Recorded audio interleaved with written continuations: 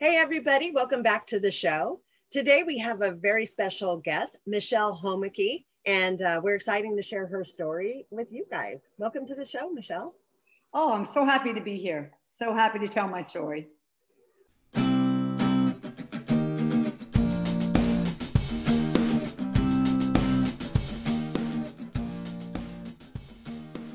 Awesome. So let's talk about it. Let's roll right into where it begins as far as addiction or even prior.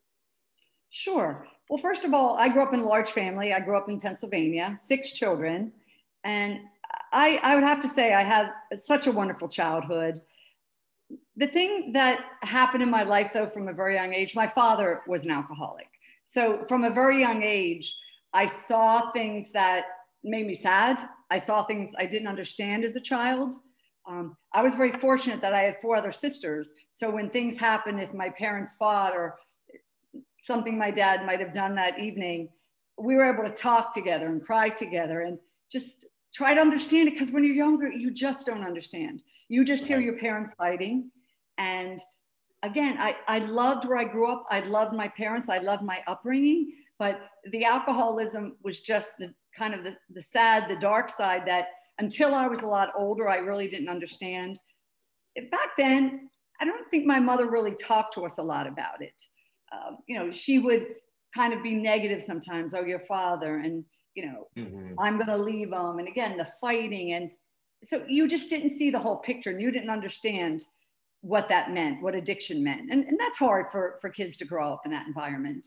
And, hence fast forward, I end up working with my husband, and I worked for Xerox Corporation, and we were really good friends for a long time.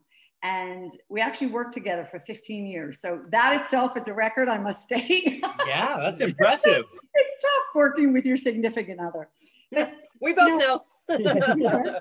So what happened was, I think I never realized really what his addiction was, because he was a high functioning alcoholic. The guy got up every morning at 5 o'clock, went to work. He was an amazing salesperson. He truly was someone that a lot of people admired, very well loved. But I think as I progressed into the marriage, probably 10 or 12 years into it, I realized that this is a problem. And I think there were some big aha moments for me. I always felt like he wasn't listening to me. I would look at him in his eyes and try to look into his soul and say, honey, we have this beautiful son. He's growing up. I just need you to take care of yourself. He had gone to the doctor and he had some problems with his liver. And the doctor said, you really shouldn't be drinking. He grew up in a family from New Jersey that owned taverns. So he actually started drinking probably about 12 years old. Wow, that's early. That's early, right? So you can imagine the effect, as you all know, on your liver that has as you progress. So I always would say to him, do you not want to live and see this beautiful child, graduate from high school, become a man, and all of this? And he would kind of look at me with this blank stare. And I just felt like I never really got to him. Like I really couldn't reach that part of his soul, because I think sometimes with the drinking, you're very subdued, almost depressed sometimes. I guess I hear it's a depressive, because I felt a lot of times he was very subdued, right. Especially when he did drink. He would come home, and I have to tell you, from work, and maybe have 2 scotches, 3 scotches, maybe a few beers. So I don't perceive that as an alcoholic. I don't care what anybody says. I never really thought he was an alcoholic, to be honest. It's when we started getting deeper into it, and the problems in the relationship, and just the pain. We would go out somewhere, and obviously he'd drink, and not that he was a falling down person when he drank. He was actually just pretty normal, but very subdued. But the point is, he never really got into my heart and soul. It was always the drinking just affected him where it was. It's like I felt like he didn't listen to me. So, and that affects your relationship as you move forward. Anytime I ever fought with him, I just felt, and again, maybe it was wrong to talk with him when he was under the influence, because sometimes that just exacerbates, right, the situation. And I remember just, again, looking at him and saying, don't you want to live a long life? The doctor told you not to drink anymore. You have, some issues with your liver. He then contracted Hep C, which Hep C just, again, fast forward the problems with the liver, and he just started feeling like not really good. This is the other thing that happened to me. His family perpetuated it. They almost would get mad at me. Like if I was over at his mom's house, they'd be drinking. The mother, the sister, the brother. Honestly, they were all addicts. And I would say, do me a favor, please don't serve him, you know, especially if he has a few. And they would almost get mad at me and say, you're ridiculous. You know, why are you treating him like this? So it was turned on me, like I was the issue. And I got to tell you, that's probably the saddest thing, and the shame, because I felt ashamed, because I felt like it was all me. It was my fault. It was my fault that he couldn't talk to me. It was my fault that raising this beautiful son, you know, we had these issues. It was just, there was so much turmoil inside of me. But here's the beauty of Michelle, whether we like it or not, is everything's internalized. I would never let them see me sweat. I would never let a friend, a neighbor, my family ever see me that, you know, it was all great. And I think that really, after a while, that just eats at your heart and soul so bad that sure, you're suppressing all kinds of communication and thoughts, and now you're putting up walls because you can't communicate. Yeah, that's hard on the psyche. So that it almost became a shame. So I was almost started, I felt like I was hiding. I was hiding. When we'd go out to dinner, I would just keep a really good eye on him and just watch him. And like, I just didn't want him to keep drinking. And obviously I didn't want him driving. So I drove, and, you know, I would have maybe 2 social drinks. That's the most that I drank. So I think it's more of that. It's the pain and emptiness that I felt, because you feel alone. I didn't want to tell anybody. I didn't want people to think I was a bad person. I mean, I know this sounds stupid, but this is how you think when you're dealing with this. And I never went and got any help. And shame on me. So I really did enable him. But, you know, in fact, in the magazine that I was stating about, Time magazine, they were saying the difference between enabling and helping him. And I guess I was enabling him, because I let it continue and I really didn't do anything about it.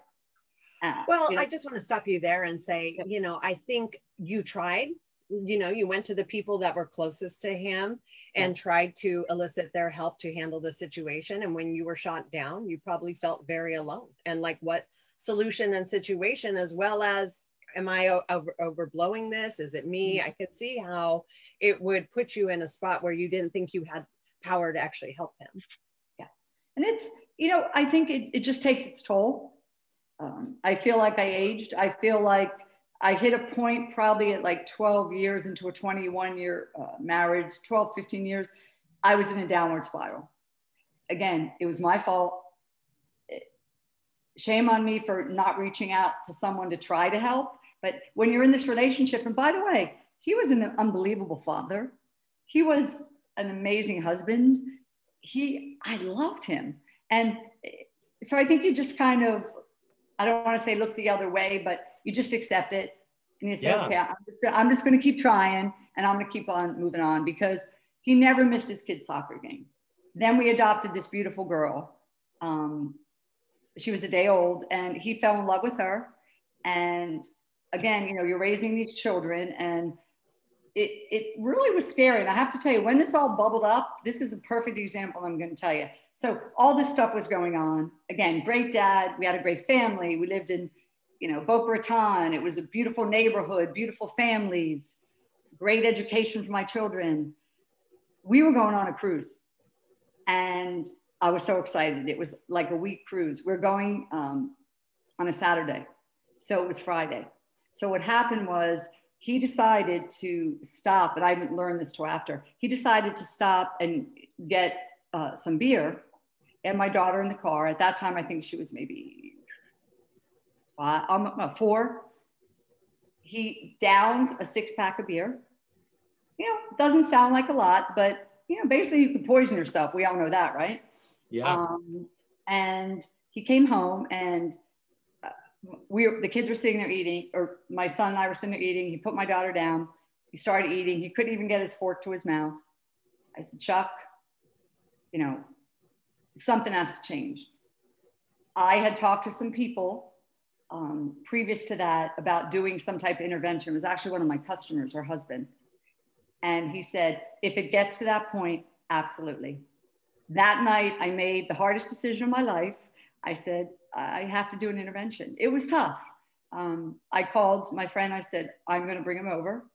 And, you know, I actually had my son, who at the time was 14. I had those tests where you blow into it and you see how much alcohol in his system.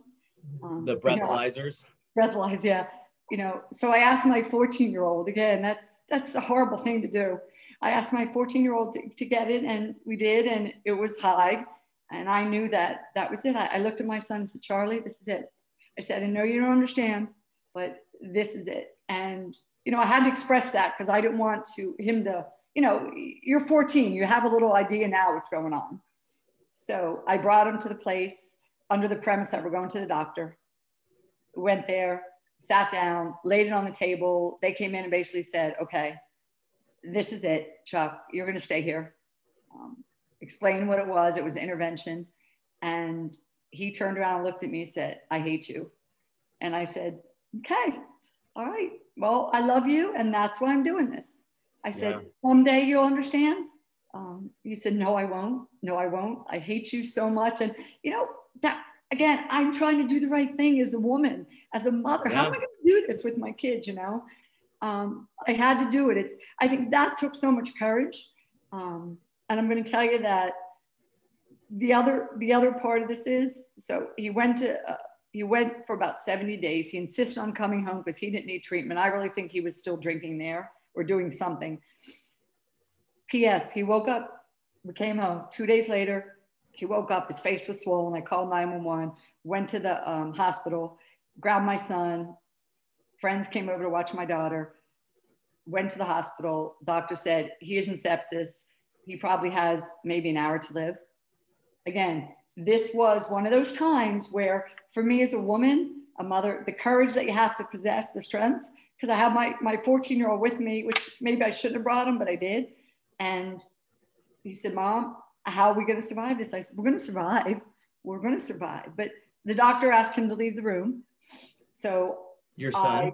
He said, Charlie, please say your goodbyes. I don't want you to be here. And you know what, what a great doctor, because I would never want that last image in his mind. You know, it was in my mind, but not in his mind. So he did. And I forgave him. I forgave him. And that was probably the hardest thing I ever did in my life, because I know I was raised Catholic. I have a lot of faith, and I forgave my father. And I remember I had to do that. So, you know, while he was really taking his last breath, I forgave him. And that was probably the hardest thing I had to do in my life, because as you all know, it's hard to forgive because you just, you know, so that's kind of it in a nutshell. Again, there's many good stories in between because I love the guy, but the bottom line was the pain you felt, the emptiness. It's my fault. These beautiful children, I want them to continue to love their father, but I couldn't have them keep seeing that in their life and not doing anything about it. I talked to enough people to know that you have to take drastic measures sometimes to get results, and that's exactly what I had to do.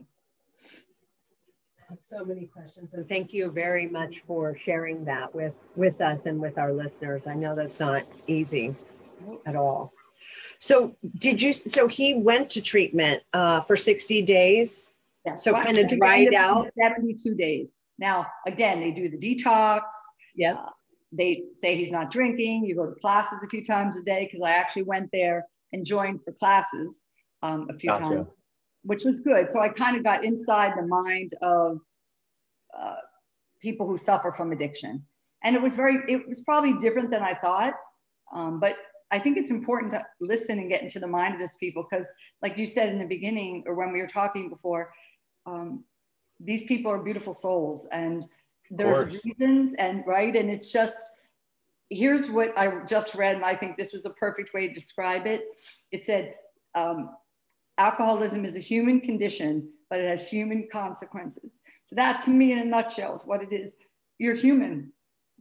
These people are human. We're all human.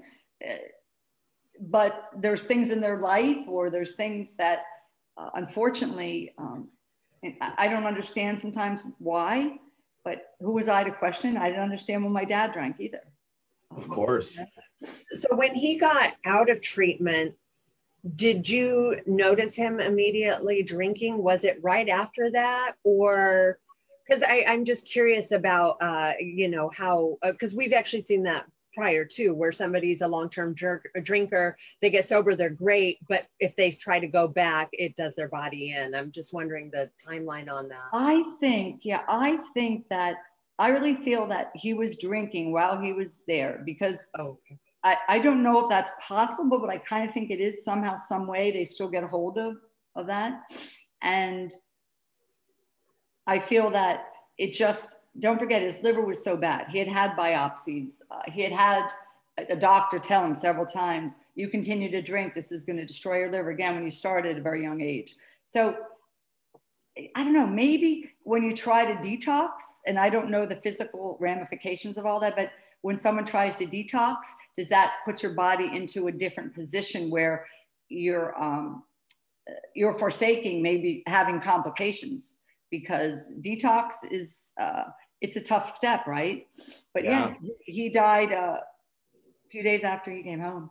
So yeah, well, what we've seen, and you know, I'll liken it to, say, heroin and alcohol. You know, you go in with a certain tolerance, but if you give your body that time to get sober and dry out, you go back out sometimes with the same mental tolerance, but not physical. And if you try to do the same that you did prior, yeah, it's deadly.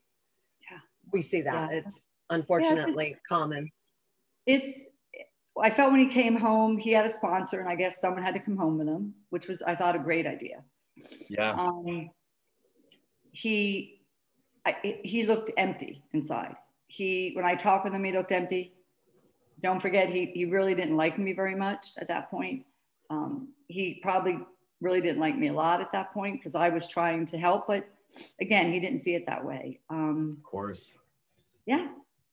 Yeah, and that's the difficult part. And I love what you said earlier, where it was, you know, a human condition with human consequences. And it's hard being on the outside trying to figure out how what he's doing makes sense to him, you know. And that's like the very difficult part for loved ones and families. And even as an addict myself, or someone in addiction, even to us, sometimes we don't know why it makes sense or how it makes sense. And that's kind of the journey, or the unlearning, or like, how does this make sense? Why am I doing what I'm doing? But the fact of the matter is that to some degree for us, it worked for a very long time. How it worked, why it worked, what we were trying to fix, what we were trying to solve. At some point, it was like a beautiful strategy to life. And that's what I always try to say. Like, did something happen? And maybe that's a hurtful question to ask someone. What happened that you have to do this? What are you trying to numb? And he would deny always. And again, you know, I'm a generous, kind person, and I never want to hurt somebody. So if he didn't want to talk about something that happened, I was not going to I asked a lot, and I never really got the answers. And again, don't forget, when you have the family that's basically in the same position, that just skyrocketed. Oh, and by the way, this was the thing that I think, and my mother heard this and she almost fainted. I was talking to, everything happened at the hospital. I called them, and they barely made it up there to see him before he died, because the mother's like, oh, he's fine. He's fine. I said, no, he's not fine. The doctor said he has sepsis. I said, I'm not a doctor, but sepsis is dangerous and he doesn't have a long time to live. So I literally had to talk them into coming. So they came up there. Yeah. And after he died, the sister-in-law called me like 2 days later, her and the mother, and my mom was home with me. And they said, do you know that you killed him? And I said, what do you mean I killed him? And again, this is the family of my husband. I killed him. They said, you should have never put him in intervention. By doing that, they said, you killed him. And I said, they said, you're gonna have to live with that for the rest of your life. My mother was standing right next to me. She started crying. I said, you know what? I'm not gonna have this conversation with you. My husband isn't even buried yet. I didn't, and I hope someday you'll grow to understand that. And they never did, by the way.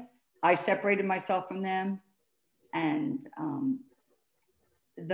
his mother died. I didn't even know it. I had to find out about it from Facebook. They cut me, you know, we kind of cut the relationship off, so to speak. Yeah. But I didn't like doing that because I'm not that kind of person at all. But I think sometimes the way I was treated and the things they said to me, yeah, it's not okay either. It's not okay, not be right? Yeah. No, yeah. Even if they are the grandparents of your children, it's like, it's not okay to leave yourself in that kind of toxic relationship. No. Yeah, I think you did the right thing for sure. But you don't see and that. Unfortunately, you don't see it, yeah, everybody deals with things in a different way, and some deal with it like that, and it kind of sucks. It's not okay.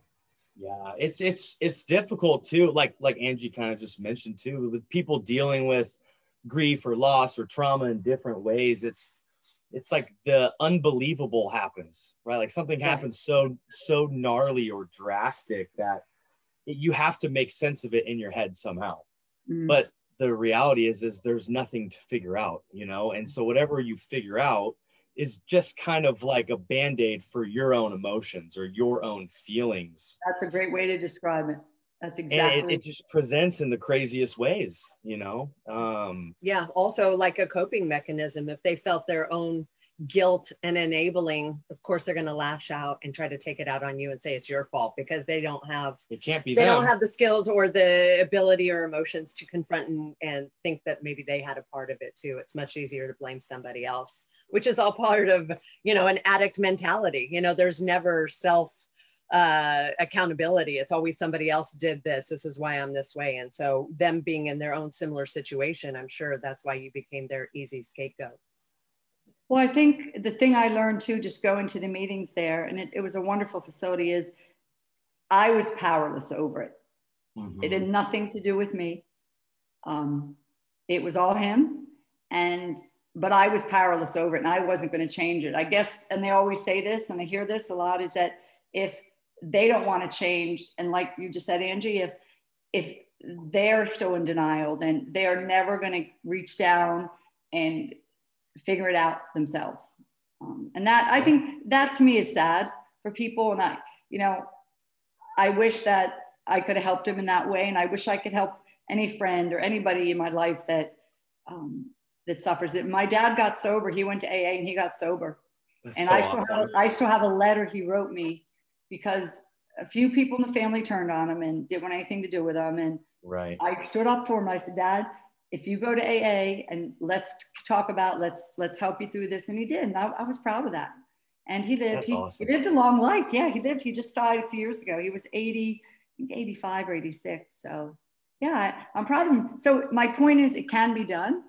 And right. And that's the thing. It's like, and that's why what you all do is so important, because you have to dig hard in your soul, and it's so hard for people to do that. I think I've always been a soulful person my whole life, so I'm really fortunate because I was raised with parents that had a lot of faith and spirituality. But if you're not like that, as I said before, you're more surface, and it's really tough to reach down because you don't want to blame yourself for anything. You don't want to take accountability, and that's really hard to do. And if you look, it's gonna hurt. You know, it's like I think the parallel is like looking to see what's wrong in the short term hurts a lot. In the long term, it saves your life. Yes. And with drinking in the short term, it fixes everything. But in the long term, it takes your life. Yeah. So it's just kind of these day-to-day decisions of avoiding pain, avoiding feeling bad, and only trying to feel good. And then every day just trying to figure out, how can I feel better than I do right now? And just day to day making the wrong choice. And it's hard to, like you said, it's very hard to watch. It's one of the hardest things to watch, is someone slowly throw away their life. It doesn't really get much sadder than that. Yeah. And I worry about just, younger children now. I was worried about my son, to be honest, because you always hear, okay, it seems like that male gene could be predominant. But he's a wonderful person. Again, maybe seeing it growing up helped him, because that too. He absolutely, him and my daughter, my heroes, they actually gave me the strength. And I tell Monica this all the time when we talk about it, is they gave me the strength, because they kind of saw it in action. My son obviously understood it more being older, but I think he said, I am going to not be like that and hurt myself. I'm going to take good care. He went to medical school. He's a doctor. I'm so proud of him. I'm so proud of my daughter getting a great education. But to me, they're the heroes in my whole story, because they kept saying, Mom, it's going to be okay. You know, again, I hid a lot, though, I have to say, you know, for many years. Again, I was pretty good at being a great actress, because you do hide a lot of it. And I didn't want them to see it. So I did that for a long time, hurting myself, obviously. It did take time for me to finally talk to someone and feel better. And I actually took them to some groups where they could talk. And you know what? Awesome. I think that was so helpful. And that's what I always recommend to my friends or anyone that approaches me, because they know my story. And, you know, I was a young widow in my 40s at that point, is go get help, talk. It's okay. Because again, and maybe years ago, my dad, I mean, you're talking many years ago, you didn't do that, right? You really did. I mean, yeah, that was wrong back then. Right. But now I think yeah, there's so many things, you know, what you all do is, you know, just talking to people and telling children it's okay. Because, you know, children can blame themselves a lot too. And I just didn't want my kids to feel that pain. And well, yeah, you know. and they see a whole lot more than we think they see or feel. And I had a question about that. I was actually going to ask you, and then you mentioned it. How much do you think your Catholic religion, you know, kept you in this relationship out of obligation and duty to make things right? I think that had a lot to do with it, Angie.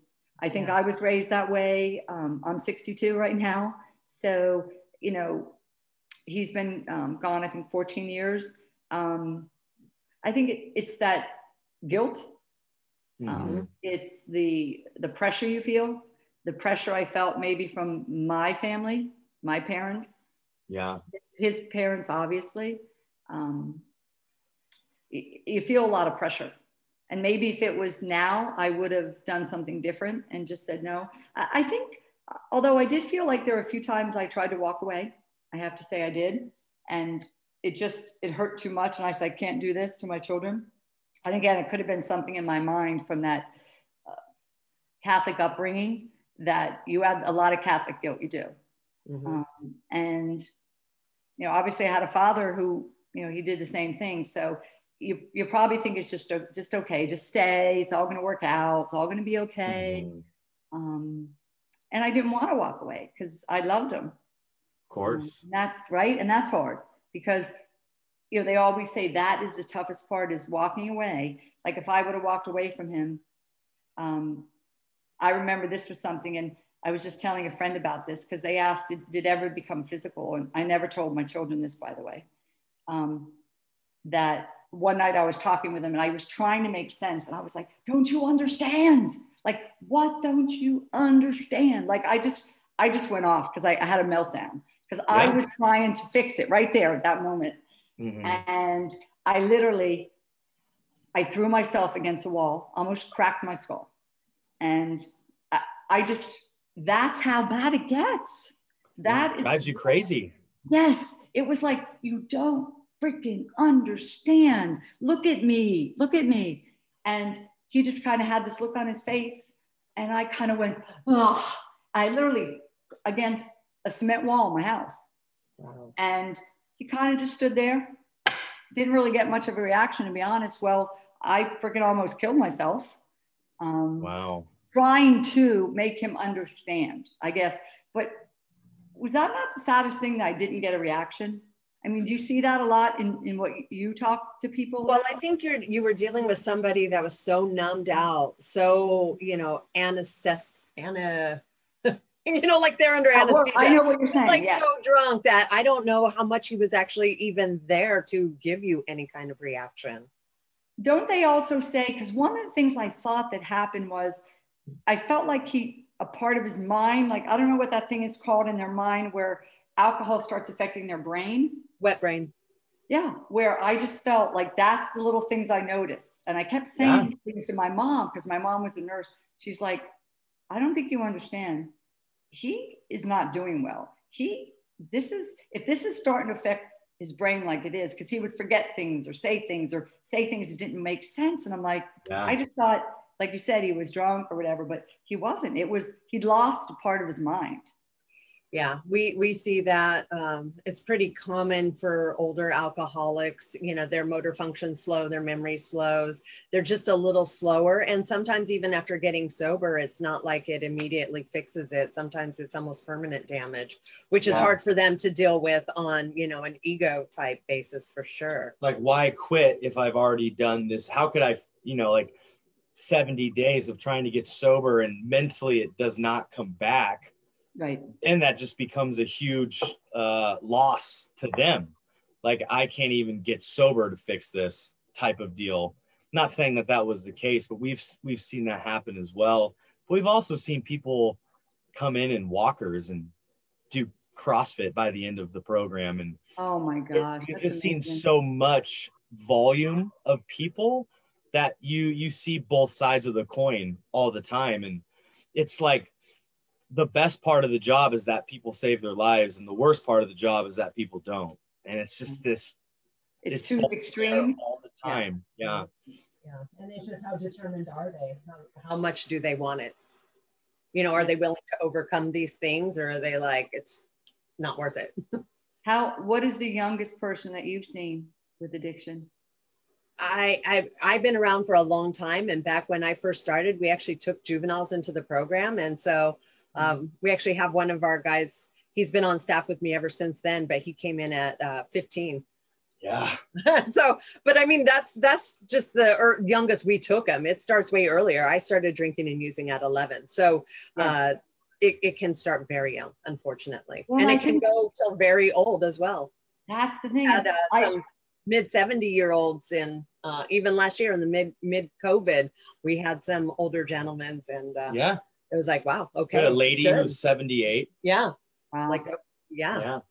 Well, I often wonder if there's any links between that and like an Alzheimer's, or, you know, again, because you have this effect of your brain, and especially if you've drank for a long time.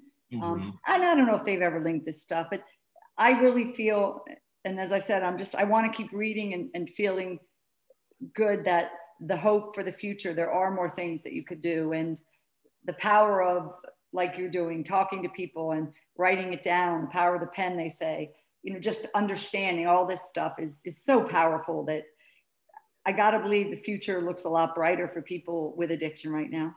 Yeah, it is. It really is. I think even in my like shorter tenure of being in the field, I'm 29. I got sober at 21. Wow. And so I've been working as a counselor for the last 7 years.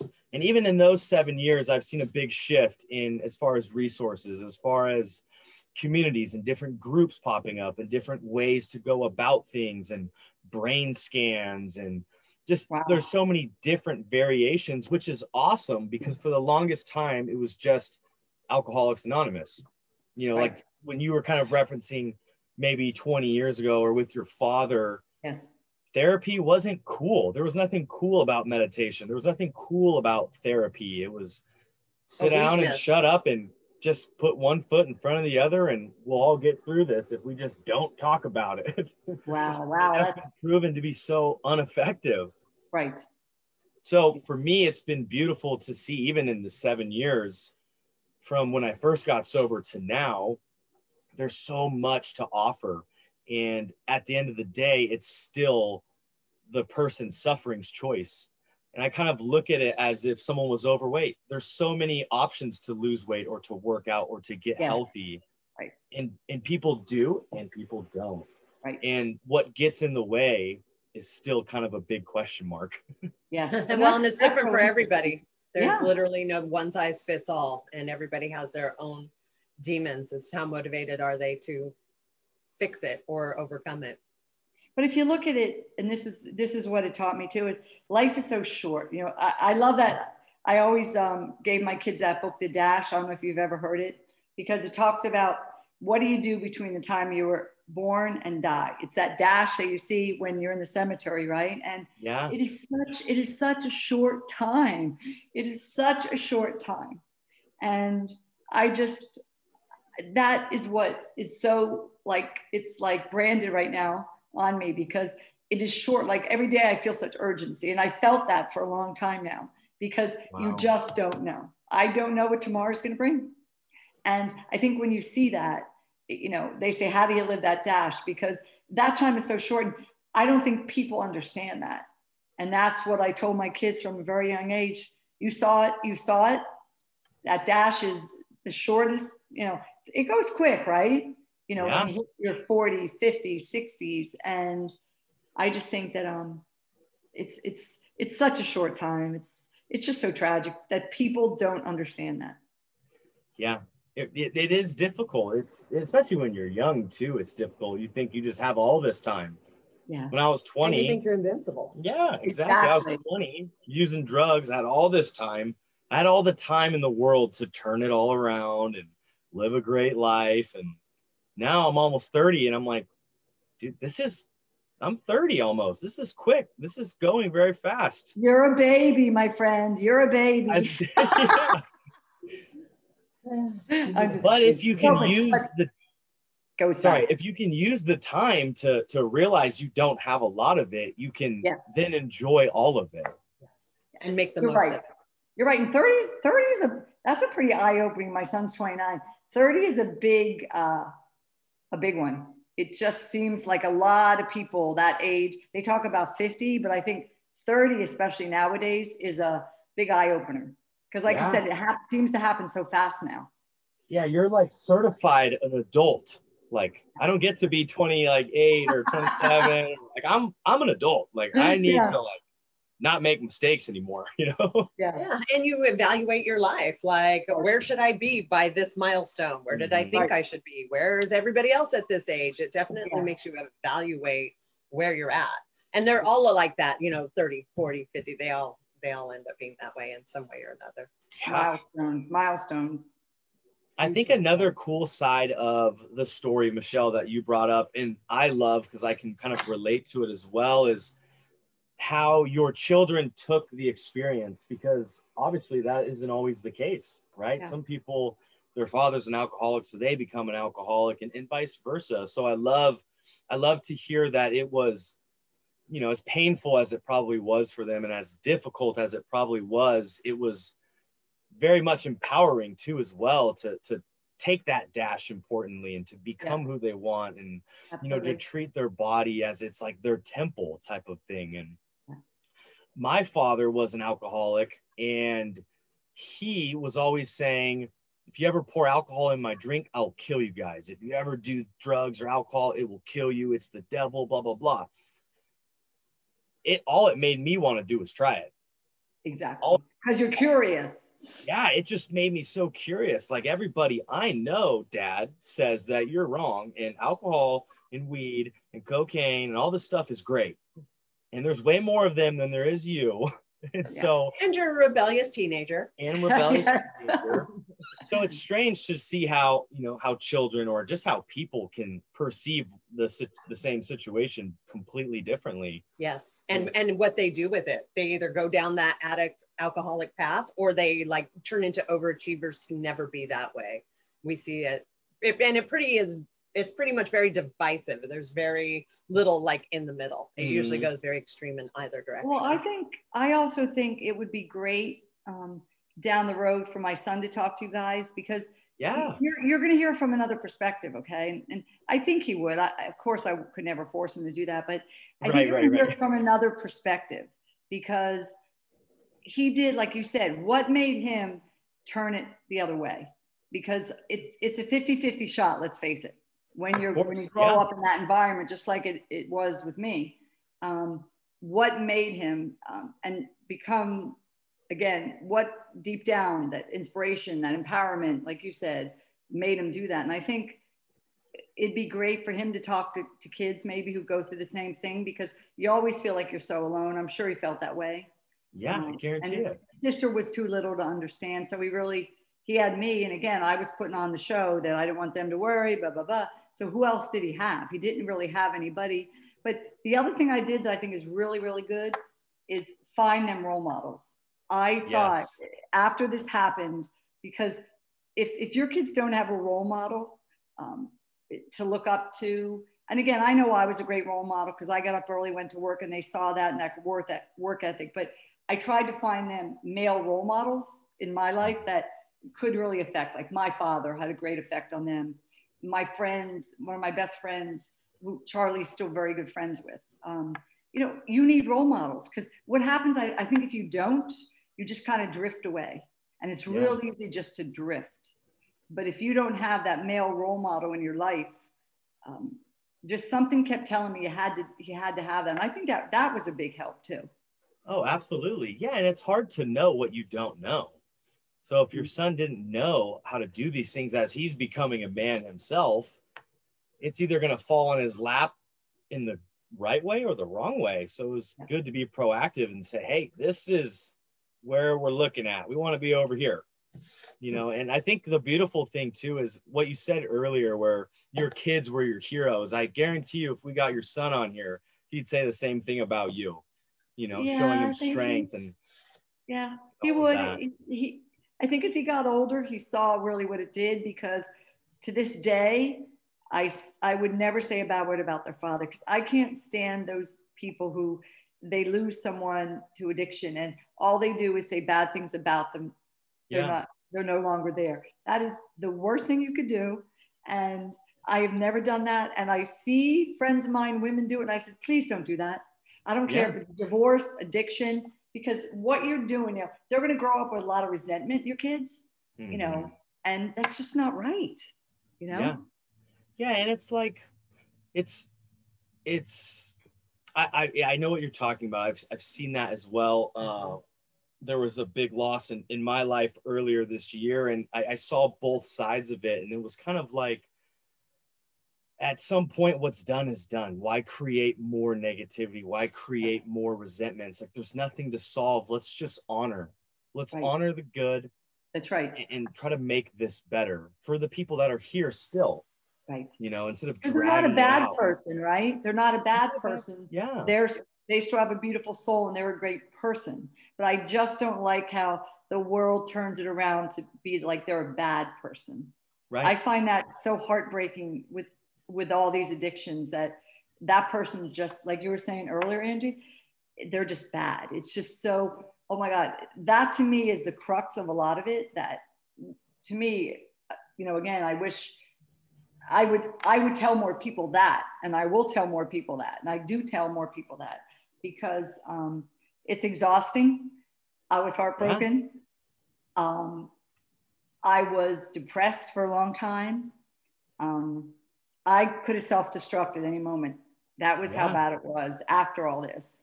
But you just got to keep going. And like what you do, just sitting here talking about it makes me feel good. Like I did okay throughout it. I did okay, considering the shit that was thrown at me. You know? You did really good.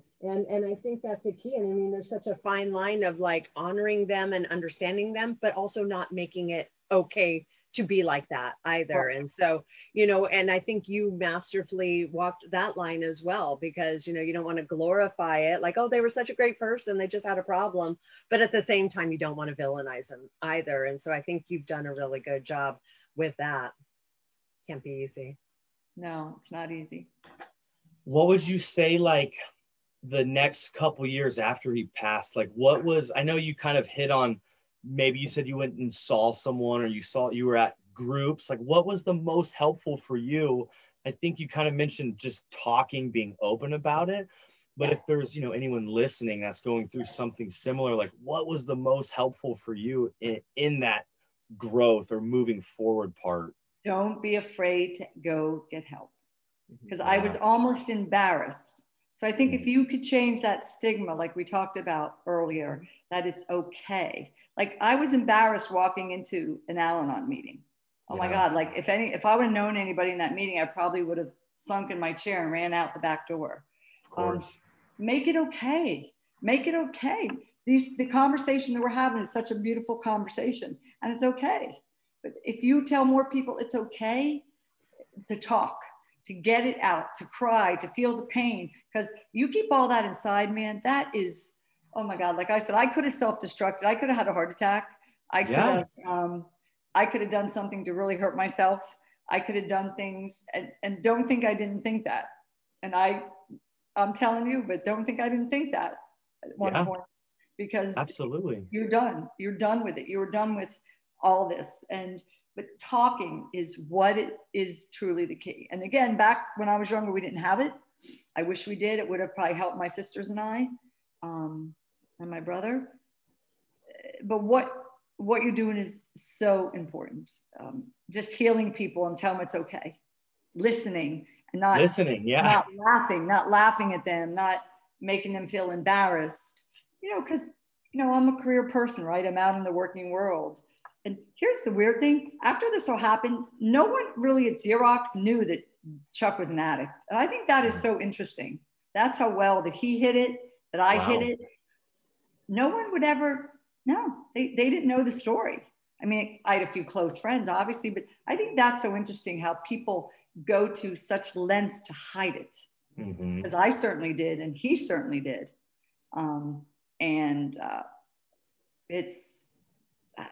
You just got to tell people it's okay. It's the talking. It's like the release. It's like your heart is okay after that. That very first meeting I went to, I didn't care for the AA. It's just my personal opinion. But talking to people like you who are, truly listening, who understand the kind of person I am, and I want to help. I'm a kind person. I care. I love. And it's okay. And you're still a great person. But if someone doesn't tell you that, you just beat the crap out of yourself. I beat the crap out of myself for so many years. And I think my mother did too.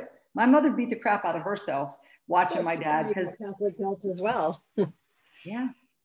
Well, I think, and we hear this from families a lot, like, I wish I could do your program. And it's because you're just able to dedicate working on yourself. Like, I think every one of us human beings, whether it's addiction or trauma or different things that have occurred in our life, we've endured a lot. And I think it's important to do measures to be positive over that. It's like a lifelong journey. I mean, we still both do things to constantly improve ourselves and our conditions, because we're always confronted with new situations and new scenarios. And I just think it's a lifelong process that everybody should find somebody they can talk to, find a group that they can be comfortable in, find some sort of either therapy or self-help that sinks to their soul, whether it's hard discipline or it's CrossFit or just something where you're continually moving forward so that you're not sliding backwards in whatever that is. Yeah, and you mentioned meditating too. I started doing that. It's funny you mentioned. I just started doing that maybe a year ago. I took yoga because I never thought I'd like yoga. I went to those classes where the teacher, like, if you weren't doing a split on the floor, you were a loser. I'm like, I'm not going to yoga. I feel like a jerk. But I found this girl that is so cool, and she just taught me how to meditate and be Zen.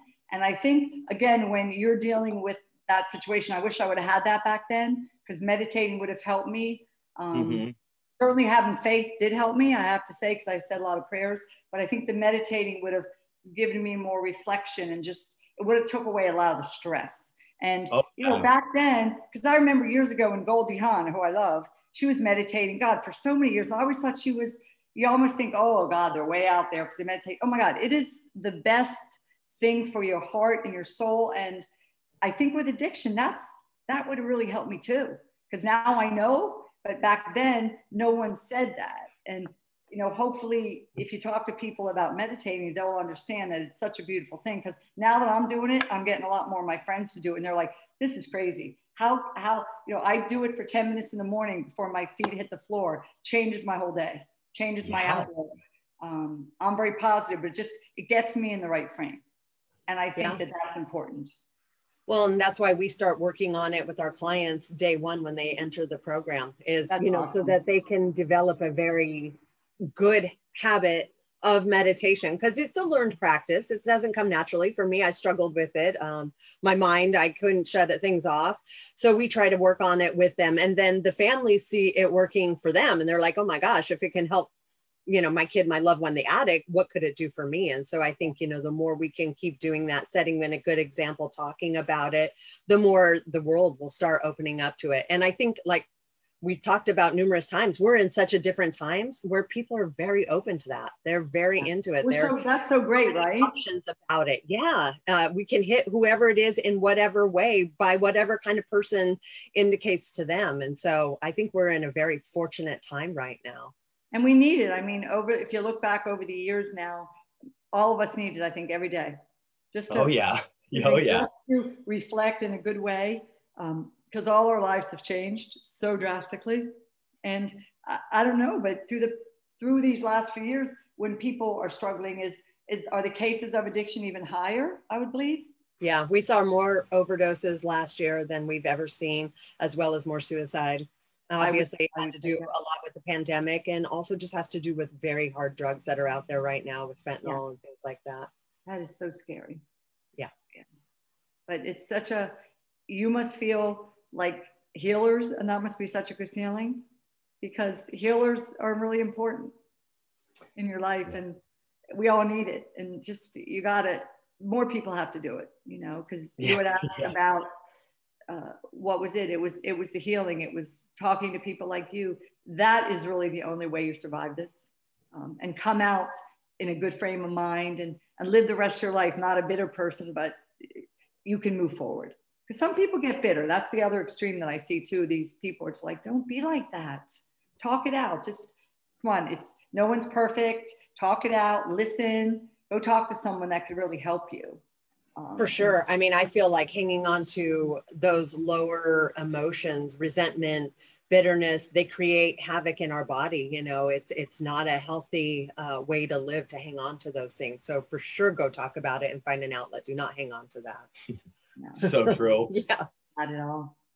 Yeah, I kind of am under the idea that everybody needs help. And the sooner we could all realize that, and the sooner we can all realize that we're all here to help each other in the first place. Right. Everyone's career or job or purpose in some degree is to help somebody else. And that's what jobs are. We're helping other people do other things. Right. So we all kind of understand that we all need help, but we don't really understand that we all need help and that we're all here for each other. Right. So I wish people could just understand that a little deeper, and it's difficult. There's times and not be afraid of it, and put their pride aside. And be vulnerable, be willing to be vulnerable. You have to be vulnerable. And there's just a lot of people in this world that won't be that way. They're just afraid and, again, maybe embarrassed. But I agree with you. Everybody does. Just in everyday life. Now, the world's changed so much in the last 10 years. We need it with everything in our life. The whole thing about kindness is important too. I think more people were kind, because again, that's a form of healing and helping and making people feel better. And that's another thing that I focus a lot on. Kindness. Well, that shows you that the world is okay. The world is a safe place. And when you go through something that you went through, the world does not feel okay. The world does not feel safe or kind or nice or polite. It's just seeing the other side of the coin, being reminded that there's good out there and there's hope out there, and all that stuff allows us to keep going. Like the stories of people getting through things and stories like this. I'm sure there's someone listening, or they will be listening right now. It's just us listening. Someone will be listening, going through a difficult time, and just hearing somebody else be vulnerable and say, hey, I went through something very difficult. It was super hard. I talked to somebody. Eventually things started to get better.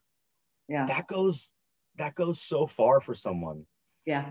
And we need more of that. You're right. Yeah. Sharing that story, being willing to be vulnerable. If it just helps one more person, that's worth it. I mean, it's the whole reason we started this podcast is, during the pandemic, how can we reach or help more people? And a lot of that was ourselves learning to be vulnerable. It was the first time I ever even started telling my story, which was, long time ago. But it's being willing to do that. And then that humanizes it, and it makes it safe and comfortable for more people to have those conversations or get that help they need or want. Yeah. And I think it's, and I'm a good example, a woman who's aging, has a career, all that. Again, those women tend not to want to do any of this. And I think I'm a great example that you should. And I preach it all the time. And that's really the way that you'll survive. Like you said, whatever you're going through, there's, a lot of types of addictions. Yeah, well, I really appreciate you sharing your story, Michelle. That was, I know it wasn't easy, and I think the result it can create is awesome and amazing. And I'm so glad that you were able to come out on the other side and just be making that dash super important for you and your children. Well, I really appreciate it. And thank you so much for everything you do. Okay. Yeah. Can you tell us what you're doing now? I know you're a career woman. What does that look like? What are you doing these days? Sure. I work for Celebrity Cruises. I'm a director of market sales. Nice. And I'm out on the road. I travel a lot. I've been with the company almost 30 years. So is it Celebrity Cruises? Is that the title, or is it literally a cruise with celebrities, or is it both? Celebrity Cruises is part of Royal Caribbean Cruises Limited. Oh, okay, cool. Royal Caribbean Group. Yeah. Gotcha. So is it all celebrities, or it's just the name? It's just the name. It's just the name. So I was about to have way more questions if it was like every week I'm sailing the Bahamas with all these celebrities. It's great. It's wonderful. Awesome. Well, thank you very much for your time today. We really appreciate you coming on, sharing your story, willing to be vulnerable, all in the name of trying to help others who might be in a similar situation. We really appreciate you doing that. Thank you for everything you do, okay? And I'm always here to talk. So are we. And if your son ever wants to come on, we are more than happy to do that. I am definitely going to talk to him. Private, even if it's in private, whatever we could do to be of service or be helpful, that's what we're here for. Great. Well, thanks for everything you do as well. Of course, Michelle. Thank you so much. Talk to you soon. You will.